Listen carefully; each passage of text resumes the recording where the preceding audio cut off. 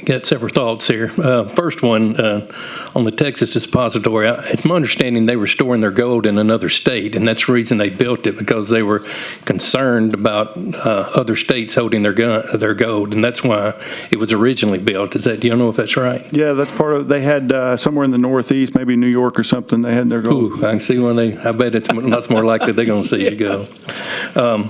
The treasurer, you'll be able to audit the gold that's in there. So that's a huge safeguard, isn't it? Well, absolutely, and it's necessary. I mean, we would have to have some way of identifying and assuring gold owners that they have what they think they have. So Right. That would be just a bare minimum requirement. Right, exactly. Okay.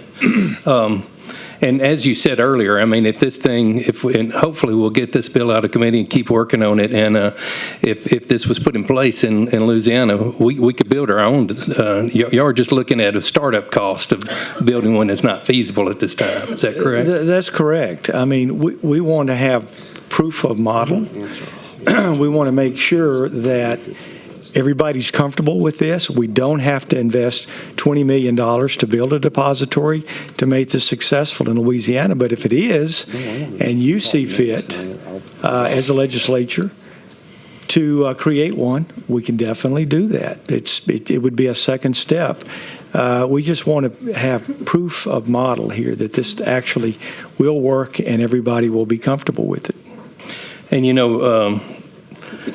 one thing that I'm sure to wind up in court cases, most of the controversial things we pass do. So not voting for the bill because of that Right. is kind of odd. But anyhow, I mean, being able to have currency and not pay capital gains when you buy and sell the gold on the transaction is what makes it impossible for a private industry to do. I mean, there are other industries, my understanding, or other groups that have this same thing, but that those capital gains have to be paid on their transactions. So it's important that we do this in the state of Louisiana so we have that possibility.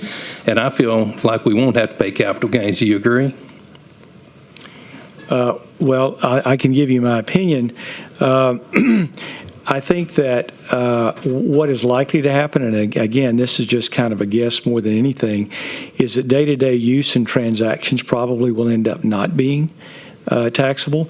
But, large holdings and large periods of holdings, they may well judge that should, because you may be acting much more like a commodity in that case. So this is all just, again, pioneer territory. It's a frontier. But again, there's a lot happening, the modernization of currency in this country. The one thing we're the most concerned about, of course, is central bank digital currency.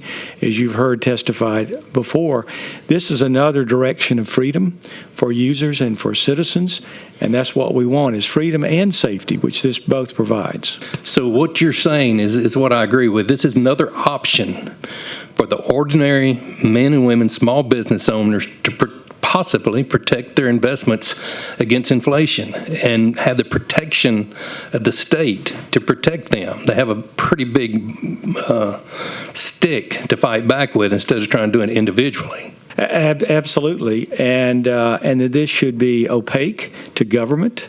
Government should not be, except to the extent that could be money laundering and that sort of thing, which is, of course, necessary. But with central bank digital currency, you've already heard testimony suggesting that government can control your expenditures, and that's not something that a government should get involved in. This would not go that direction at all. It would be totally independent. It would be a free use of currency and a safe use of currency. And I would also agree with you that idea is mainstream, that they're going to punish the people that are doing things they don't see appropriate. I mean, and this is a chance. I mean, one other thing I will say. Do you know the only government entity that I've ever known in history in the United States to seize your gold? That federal government did it back in the Depression. Yes, I'm not mistaken. They made right.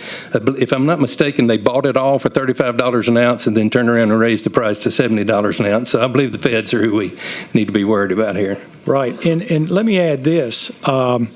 My parents used to tell me how they had to have coupons in order to buy things during World War II. There's all kind of good reasons to do those kind of things, but you know where they always end up. That is political control of the citizenry, just like we have in China today.